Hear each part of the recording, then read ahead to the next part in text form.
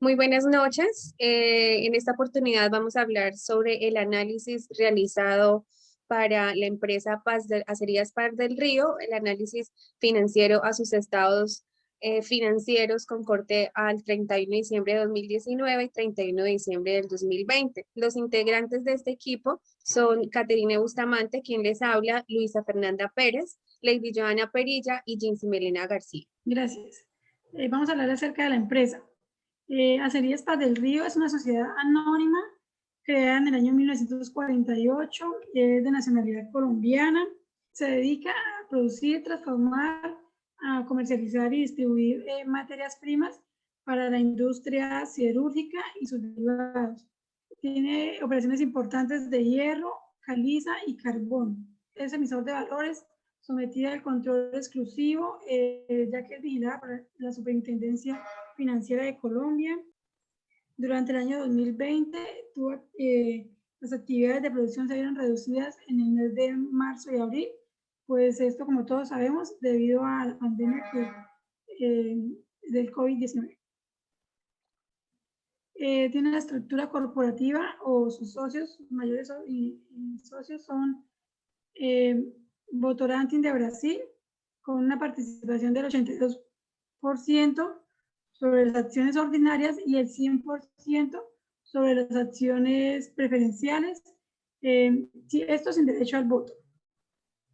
Y también hace parte de sus socios mayoritarios el Instituto de Fomento y Desarrollo Indegoy, con una participación del 13,27% del total de sus acciones ordinarias.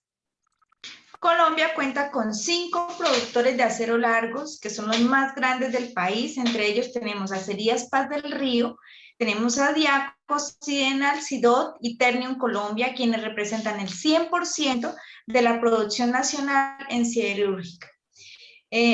Acerías Paz del Río es la segunda empresa más grande en esta industria en Colombia.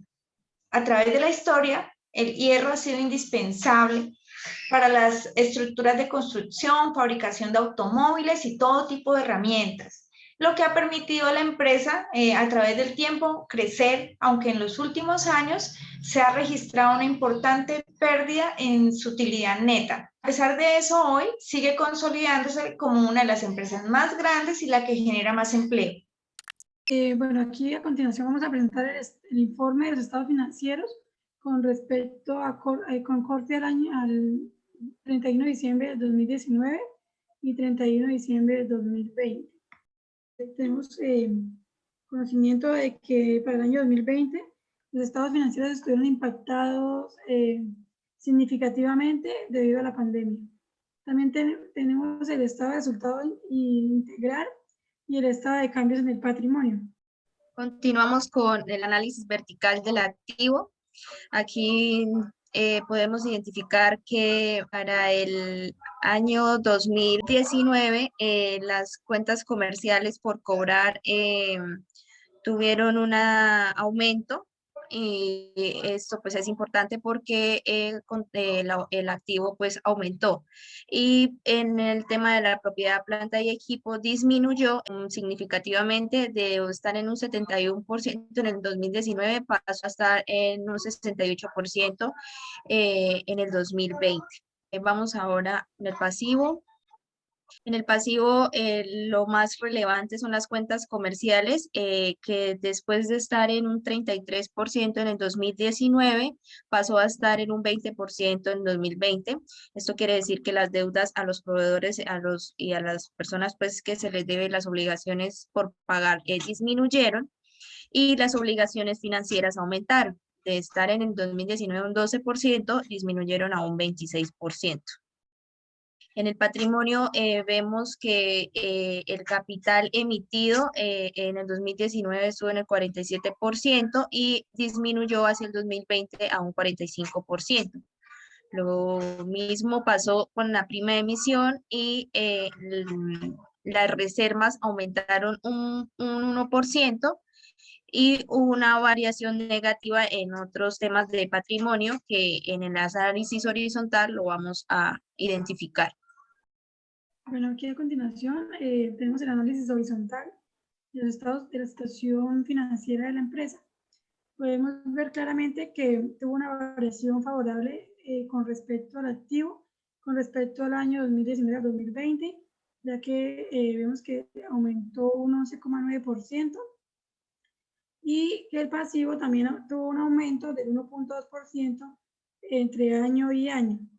Tenemos para el patrimonio que la variación fue negativa y fue significativa porque tenemos el 2,9%, que quiere decir que entre el año 2019 y 2020 esta empresa tuvo pérdidas en su patrimonio. Esto pudo haber sido debido a la acumulación de las deudas o de las pérdidas.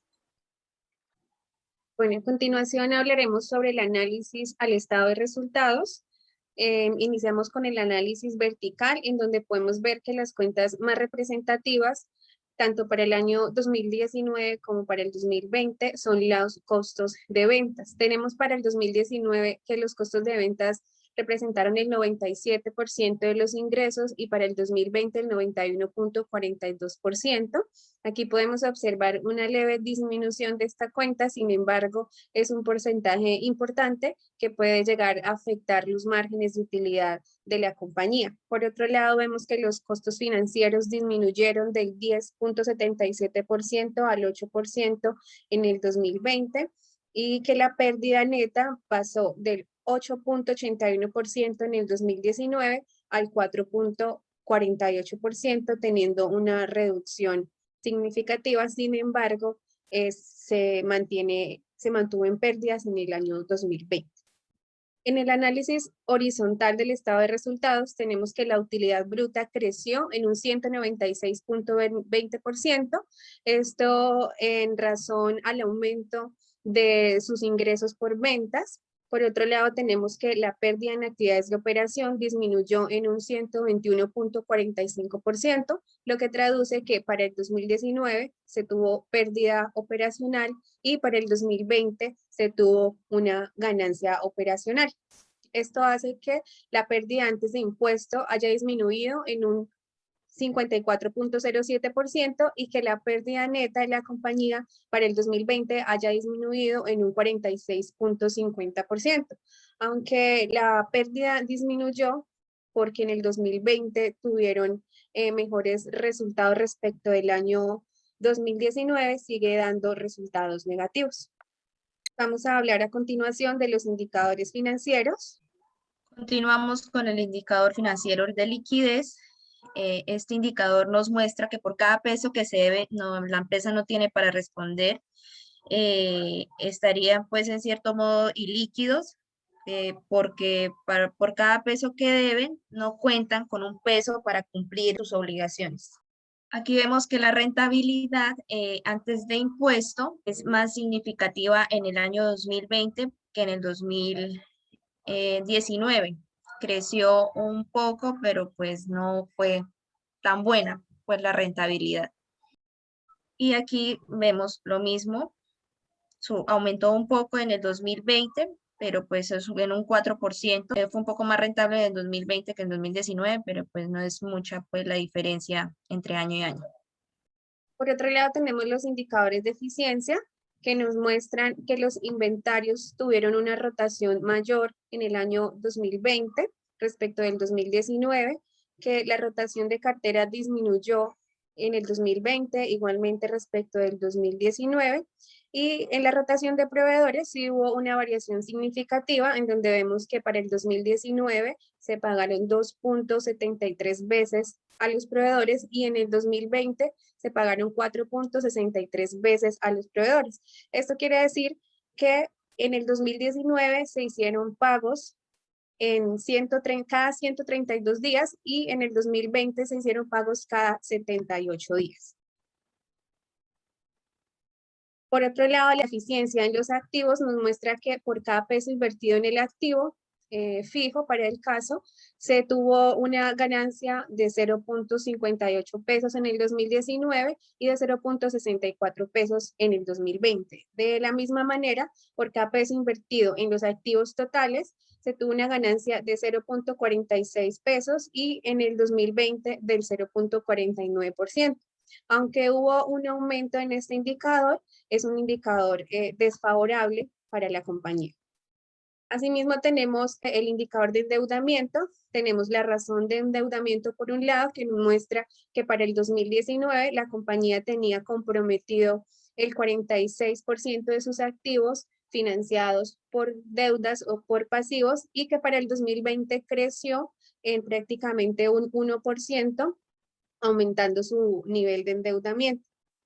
Tenemos también la cobertura de intereses, que nos muestra que para el 2019 la compañía no tuvo la capacidad de cubrir con sus costos, sus gastos financieros, esto dado pues a la pérdida neta, a la pérdida operacional que tuvieron, y para el 2020 tuvo una pequeña recuperación dada a la utilidad operacional que generó. Sin embargo, también es un indicador desfavorable.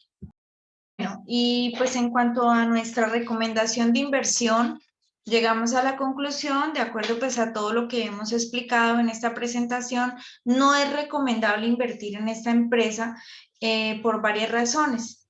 Entre ellas, pues que en los últimos años se han registrado unas pérdidas importantes en su utilidad neta, puesto que los costos de su operación superan el 90% de las ventas, no cuentan con liquidez sólida, como lo decía Luisa, no alcanza a tener un peso por cada peso que debe, la rentabilidad que genera no es sostenible, ya que teniendo en cuenta que su indicador ha sido negativo tanto en el año 2019 como en el año 2020.